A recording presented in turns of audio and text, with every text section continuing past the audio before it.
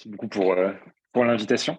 Je vais peut-être, moi aussi, comme Jean-Charles, commencer par me présenter rapidement. Alors, je ne suis pas vraiment du domaine de la communication, je suis plutôt du domaine du design. J'ai pas un parcours non plus vraiment de designer, j'ai fait d'histoire de l'art avant de faire des sciences de l'information et de la communication. D'où le fait qu'effectivement, on se soit croisé avec Claire sur des domaines plus culturels que ceux du design. Donc effectivement, aujourd'hui, je suis enseignant-chercheur à l'école de design Nantes-Atlantique et par ailleurs, je suis coprésident de l'association Designer Éthique et donc je vais vous parler du projet que j'ai pu mener un peu dans ces deux structures. Je vais peut-être commencer par juste redéfinir rapidement le terme design parce que je sais que c'est pas forcément quelque chose qui est évident pour tout le monde. Nous, quand on parle de design de manière, que ce soit à l'école ou que ce soit dans notre association, on parle d'une discipline de conception et de réalisation. On ne parle pas forcément juste de l'apport esthétique que peut avoir le design. Souvent, on rappelle que le design, c'est un terme qui vient de l'italien disegno et qu'on peut le traduire à la fois par dessin E-I-N et dessin I-N. Donc, le design, c'est à la fois avoir la volonté de concevoir quelque chose, avoir l'intention de concevoir quelque chose, et puis le réaliser de manière pratico-pratique à travers le dessin.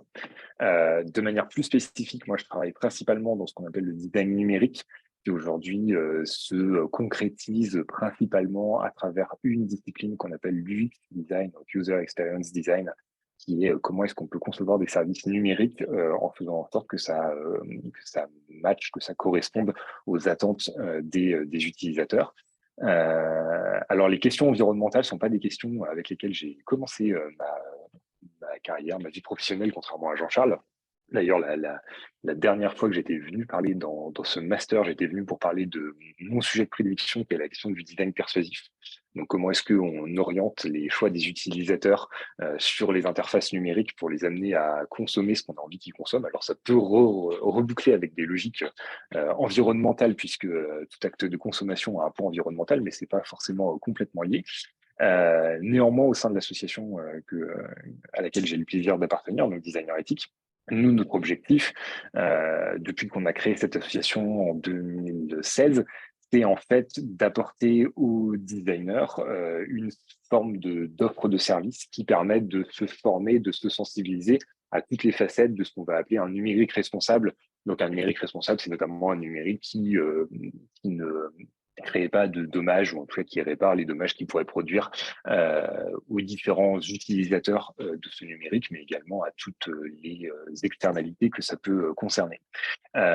Et donc, pendant de nombreuses années, on s'est beaucoup interrogé, nous, designers, sur la façon dont on pouvait intégrer les logiques environnementales dans les logiques de design numérique, parce que effectivement, je crois que tu l'as rappelé tout à l'heure, Claire, aujourd'hui, le numérique a une part environnementale, une empreinte environnementale qui est de plus en plus importante, qui ne cesse de croître. Mais souvent, en fait, quand on parle de l'empreinte environnementale du numérique, on en revient souvent à des questions par exemple, de data centers, de poids, de stockage des fichiers, ou alors à des questions qui vont être liées à la conception de nos terminaux, à la fabrication de l'ordinateur avec lequel vous assistez aujourd'hui à ce Zoom, ou alors de votre téléphone, etc., etc. Et donc, ce sont des domaines qui sont quand même assez éloignés de ce qu'on peut rapprocher du design, en tout cas des interfaces. C'est des domaines qui sont en fait beaucoup plus proches de ce qu'on pourrait qualifier de l'ingénierie. Et donc, pendant de nombreuses années, les designers sont questionnés sur qu'est-ce qu'on peut faire en fait pour travailler sur ces questions environnementales et plus précisément sur ce qu'on va appeler l'éco-conception, c'est-à-dire le fait de concevoir des services numériques qui soient relativement légers et surtout à quoi ça sert. Il s'avère que il y a de ça 2 ans, avec notre association à Designer Éthique, on a publié, et je vais vous partager mon écran, ça va être... Ah, je ne peux pas partager mon écran. Je ne sais pas si tu peux me l'accorder, Claire. Entre-temps, je continue donc à expliquer. Donc, il y a 2 ans, on a publié un guide d'éco-conception numérique à destination des designers qui a eu un écho qui était assez important dans les communautés des designers. D'ailleurs, je crois qu'aujourd'hui, il est encore consulté quelque chose comme 2000, il y a 2000 visiteurs uniques par mois, donc ça reste un des guides en la matière qui est les plus consultés. Et donc, en fait, c'est un guide qui a permis un peu de notamment tangibiliser ce que pouvait être l'impact des designers dans les questions environnementales, notamment à travers une notion, un concept que vous avez probablement toutes et tous croisé ou vous avez forcément entendu parler, qui est la question de l'obsolescence. Et en fait, on a tous en tête la question de l'obsolescence programmée, donc nos appareils électroniques qui vont tomber en panne. Mais il y a beaucoup d'autres formes d'obsolescence. Je ne vais pas toutes les citer parce que ce serait un peu long et que j'ai que 20 minutes, mais il y a une forme d'obsolescence qui est notamment particulièrement importante aujourd'hui, qui est ce qu'on appelle l'obsolescence logicielle, c'est-à-dire le fait que vous allez changer d'ordinateur ou de téléphone, non pas parce qu'il ne fonctionne plus, mais parce que les logiciels que vous utilisez dessus sont tellement lourds qu'ils commencent à le faire sérieusement ramer. Donc typiquement, vous avez fait la dernière mise à jour de votre iPhone si vous avez un iPhone, de votre Android si vous avez un Android, et ce dernier va commencer de plus en plus à laguer, à ramer, et donc vous allez vouloir en changer parce que en fait, c'est plus très agréable d'utiliser un téléphone qui n'est pas du tout fluide dans son quotidien. Et donc, cette obsolescence logicielle, ça, pour le coup, c'est quelque chose sur lesquels les designers peuvent travailler, parce que précisément, les designers sont ceux qui conçoivent la plupart du temps ces logiciels, ce sont eux qui vont définir quelles sont les fonctionnalités qu'on y intègre, et ce sont eux qui vont réaliser les interfaces que vous voyez à l'écran quand vous utilisez ces logiciels. Donc, il y a un travail qui peut être mené par ces designers pour... voilà, il y a un travail qui peut être mené par ces designers, hop, voilà, normalement vous devez voir mon écran, pour pouvoir justement éco-concevoir ces services numériques de manière à réduire leur poids. Et en réduisant le poids de ces services numériques, et on facilite leur usage par des terminaux qui sont notamment des vieux terminaux. Donc en fait, l'idée, c'est de se dire comment est-ce que je fais en sorte pour que mon service numérique soit accessible par quelqu'un qui habite à la campagne, qui a une connexion 3G et qui ne peut pas avoir la fibre et qui donc ne va pas télécharger des images extrêmement lourdes, etc., extrêmement rapidement. Et donc ça a permis d'aboutir sur ce que je vous présente ici à l'écran, qui est ce guide d'éco-conception de services numériques, qui est principalement donc à destination des designers. Et qui en fait essaye justement de condenser un petit peu tout ce qu'on pourrait attendre de designers numériques comme bonne pratique, comme aspect comme bonne pratique de conception de leur service numérique. Alors souvent on focalise sur des choses qui vont, quand on le dit à l'oral, sur des choses qui vont être facilement compréhensibles par les usagers, par les personnes qui peuvent écouter. Donc par exemple, un des éléments qui est le plus facile à comprendre sur l'éco-conception numérique, c'est le fait de dire que il faut compresser les images qu'on utilise en ligne. Donc, si vous rédigez un article pour un média, pour un article de blog ou pour quoi que ce soit, et bien en fait, si vous compressez votre image d'illustration, par exemple, déjà, vous pouvez gagner un poids considérable dans la page et ça va largement faciliter le chargement de cette page par l'ordinateur ou par le téléphone de la personne qui l'utilise. Pour vous donner un exemple, tout à l'heure, on a commencé le name bashing, donc je continue. Il se trouve que le parti Europe Écologie Les Verts a lancé un mouvement qui s'appelle Les Écologistes. Je suis allé voir la page d'accueil de ce mouvement et l'image d'illustration qui était en arrière-plan, qui ne servait à rien, pesait 10 mégas. Et donc, j'ai littéralement vu, j'habite à la campagne, justement, j'ai une mauvaise connexion, j'ai littéralement vu l'image s'afficher, mais comme dans les années 90, vous voyez, petite étape par petite étape. Ça, c'est explicitement ce qu'on ne veut pas faire. L'élection de Mitterrand, quoi. Voilà, exactement, l'élection de Mitterrand. C'est précisément ce dont on ne veut pas parce que ça gâche l'expérience utilisateur de la personne qui donc va de plus en plus se dire en fait il me faut une meilleure connexion internet ou il me faut un meilleur ordinateur, etc. Alors qu'en fait il suffirait d'éco-concevoir le service numérique pour qu'on n'ait pas besoin que l'utilisateur se dise en fait si, il faut que je change d'appareil numérique. Et donc je le redis, voilà, le changement des appareils numériques est 60, 70, il y en a, ils vont jusqu'à 90, il y a des estimations qui vont jusqu'à 90% de l'impact environnemental du numérique est lié à la production de nos appareils électroniques. Donc, je prends l'exemple de l'image parce que c'est celui qui est le plus simple à expliquer, mais en réalité, il y a énormément d'autres aspects dans le monde du design qui peuvent être concernés par ces aspects d'éco-conception numérique, notamment le fait qu'il y a probablement à peu près 70% des fonctionnalités qu'on conçoit pour des sites web ou pour des services numériques qui sont quasiment jamais utilisés, mais qui en fait consomment quand même de la bande passante, des espaces de stockage, etc., etc., et que donc ça a aussi un petit coût écologique.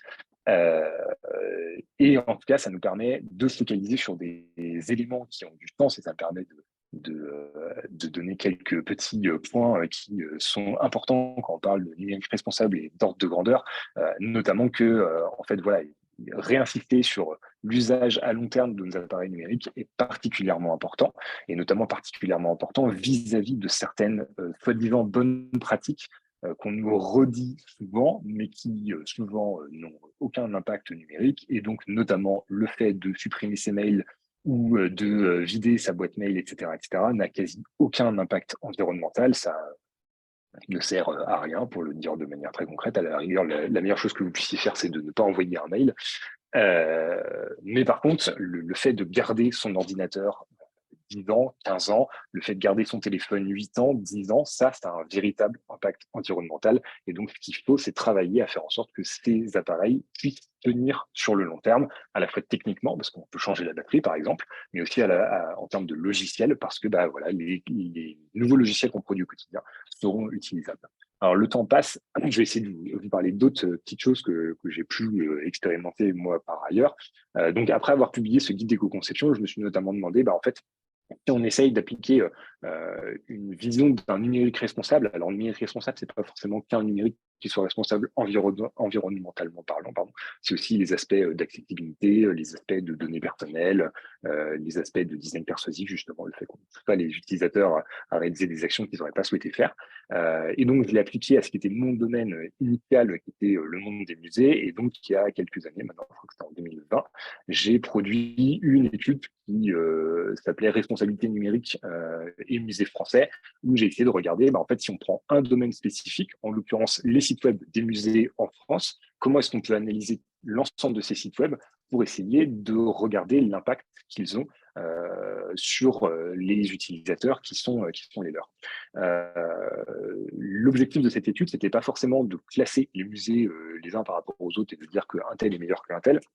C'était plutôt essayer de définir ce que pourrait être une forme de méthodologie d'analyse d'un corpus donné, notamment pour voir, par exemple, quel est le poids moyen des pages web sur ce corpus donné. Et en l'occurrence, dans le monde des musées, le poids des pages il va être légèrement supérieur, par exemple, à celui de la moyenne des pages du web. Et ça s'explique assez facilement parce que les musées présentent des œuvres d'art, donc il faut afficher des images, donc les images apparaissent forcément un petit peu plus lourd. Donc en fait, l'objectif, c'était vraiment d'être sur des exemples sur une première forme de méthodologie que des personnes pourraient se rapproprier. Donc, si ça vous intéresse, je vous invite à aller lire l'étude et puis à essayer de la répliquer. C'était un exercice que je fais souvent avec mes étudiants. Donc, un des pires domaines qu'on a réussi à trouver pour l'instant, et je vous le donne comme ça, c'est le monde de l'automobile, où les sites web des constructeurs automobiles peuvent peser 50 mégas sur une page. Enfin, c'est des chiffres qui sont assez astronomiques par rapport à ce que ça peut être pour beaucoup d'autres domaines. Mais donc, c'est assez, je pense que la méthodologie est relativement bonne pour essayer d'analyser des sites au prisme de leur responsabilité numérique. Et puis donc, dans le monde des musées, si c'est un secteur qui vous intéresse, maintenant, il y a d'autres initiatives qui travaillent dessus. Moi, j'avoue que j'ai un peu arrêté de travailler sur la question des musées ces dernières années, mais vous pouvez aller voir des collectifs comme Les Augures ou comme Contrôle S qui travaillent encore sur ces questions-là et qui sont probablement même aujourd'hui beaucoup plus pertinents que moi pour travailler sur ces questions-là. J'en arrive à l'autre facette de mon parcours. Je vais essayer de m'arrêter prochainement aussi. L'autre facette de mon parcours qui est que je suis donc enseignant-chercheur à l'école de design à Nantes, que j'ai la chance et le plaisir de diriger un master qui est consacré aux enjeux de média design. On rejoint peut-être un peu plus les enjeux de communication. Et ça me permet justement de reboucler avec ce dont Jean-Charles parlait tout à l'heure, à savoir la fresque du climat. Il se trouve que précisément au sein de notre master, notre objectif, c'est de faire en sorte que les citoyens, de manière assez générale, puissent se saisir beaucoup plus fortement d'enjeux de société comme le changement climatique pour devenir acteurs de ces changements. Il se trouve qu'on a travaillé précisément sur la fresque du climat. Donc, Jean-Charles, tu décrivais le fonctionnement de l'atelier tout à l'heure. Nous, il y a un aspect de cet atelier sur lequel on a essayé de travailler, qui est la question des cartes qui sont présentées aux personnes. Je ne sais pas si certains parmi vous ont déjà fait la fresque du climat, mais les cartes qui sont données lors de la fresque, leur illustration est assez catastrophique, pour le dire comme ça, ou pour le dire de manière plus précise, en fait, c'est une illustration qui va parler à des personnes qui auraient un profil scientifique, technique. Si vous êtes ingénieur, vous regardez une carte de la fresque du climat, a priori, ouais, les schémas, c'est possible que ça vous parle. Si vous êtes auteur du GIEC, ça vous parlera complètement, il n'y a pas de problème. Par contre, si vous n'avez pas fait une formation scientifique, si vous avez comme moi un bac littéraire, a priori, quand vous regardez un graphe sur l'augmentation du niveau de CO2 dans l'atmosphère, la manière dont il est fait dans les cartes actuelles de la fresque du climat est relativement incompréhensible, ou en tout cas, il faut vraiment beaucoup de temps et d'énergie pour essayer de décrypter ce qui est dit.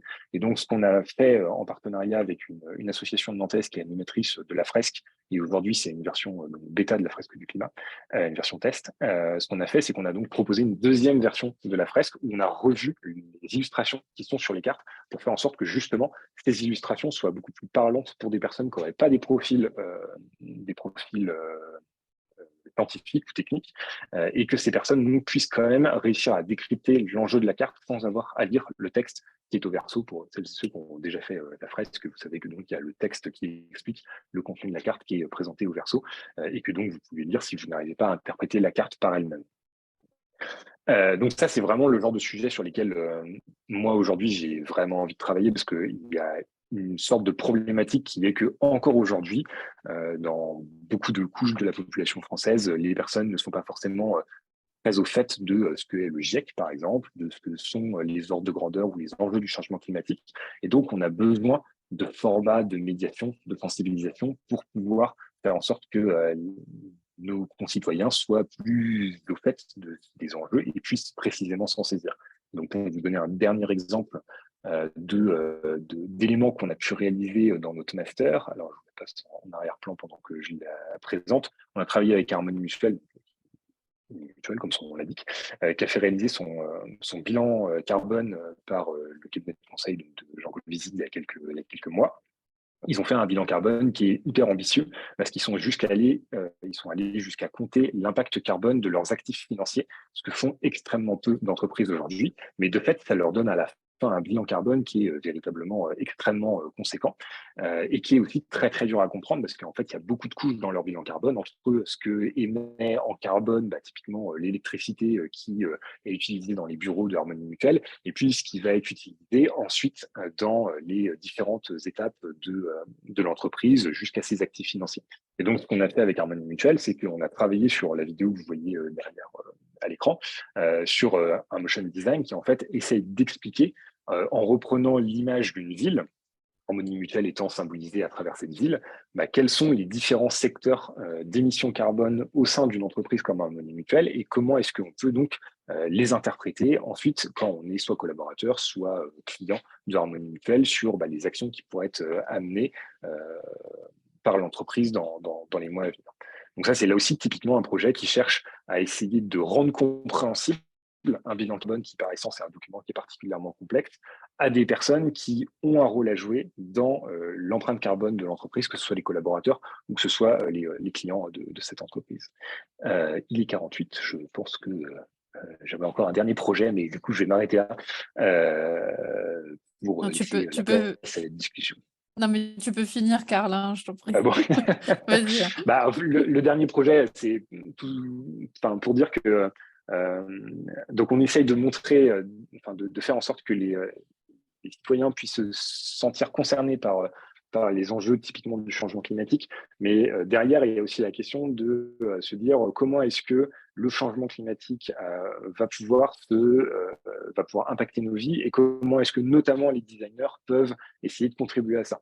Et notamment en ce moment, il y a un domaine qui est en train de grossir dans le monde du design qu'on qualifie, alors plus ou moins heureusement, je n'ai pas encore trop d'avis sur la question, de design d'urgence, qui est la question de notamment comment est-ce qu'on peut designer, comment est-ce qu'on peut concevoir des solutions, voire même anticiper des urgences, des crises, et comment est-ce que notamment on est capable de communiquer sur cette question-là auprès des citoyens. Là, on revient vraiment sur des logiques de communication.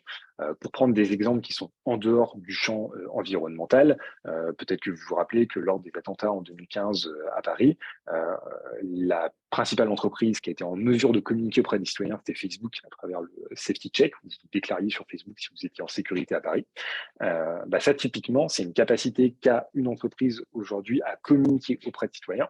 Et ce qui se pose aujourd'hui dans les travaux qui peuvent avoir lieu autour du design d'urgence, c'est comment est-ce qu'on peut faire en sorte que cette capacité de communication qu'a une entreprise, en fait, ce soit des États qui l'aient et qui puissent l'appliquer sur des corpus de crise ou d'urgence qui sont autres que celui des attentats, qui peuvent être des crises climatiques, des crises sociales, des crises humanitaires.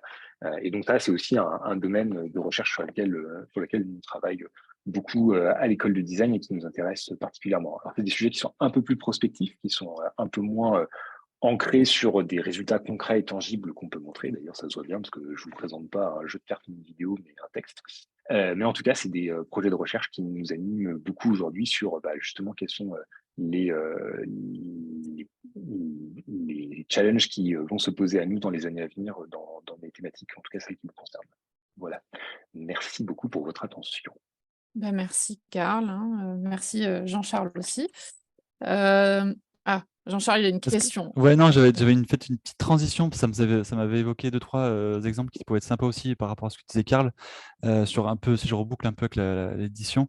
Moi, j'ai un site internet que je regarde de temps en temps qui est assez intéressant, qui est lié au low-tech, enfin voilà, je pense que j'ai pas besoin de vous le dire, même si l'anglais est un peu moyen.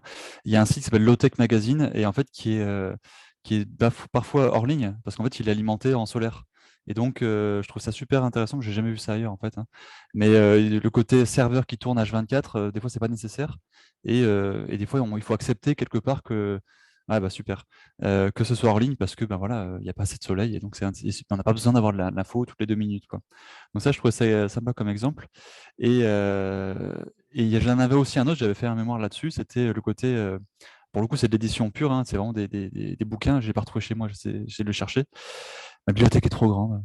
Euh, En fait, dans le côté responsable un peu sur l'édition, on a le côté, moi j'avais vu ça sur ce qu'on appelle l'économie circulaire. Maintenant on parle de plus en plus de ça, c'est-à-dire que en gros le déchet devient une ressource, et ceux qui avaient travaillé là-dessus, ils avaient fait un bouquin en plastique recyclé avec des encres végétales, quoi. Mais en gros ils disaient, ben voilà, on a un plastique fondu qui est prêt à partir à la poubelle ou à devenir n'importe quoi, enfin à être downcycling, quoi, à être il perd en fait l'usage de sa qualité, enfin sa qualité elle va être dégradée, et finalement si on peut en faire un livre par exemple, c'est un exemple de l'upcycling, une matière qui est un déchet, en fait on peut la revaloriser, et là en l'occurrence c'était un bouquin qui peut prendre l'eau, qui peut prendre, qui a une durée de vie assez énorme, puisque c'est pas le papier qui va s'abîmer. Et je trouvais ça, bon, un exemple, hein, mais c'est pas ça qui fait la tendance, hein. Mais c'est aussi, je pense, pas mal de voir ça, un peu le côté design sur un format numérique, ou alors pour le coup très physique, quoi. Voilà, c'était pour une mini transition à mon tour. C'est tout. Merci Jean-Charles.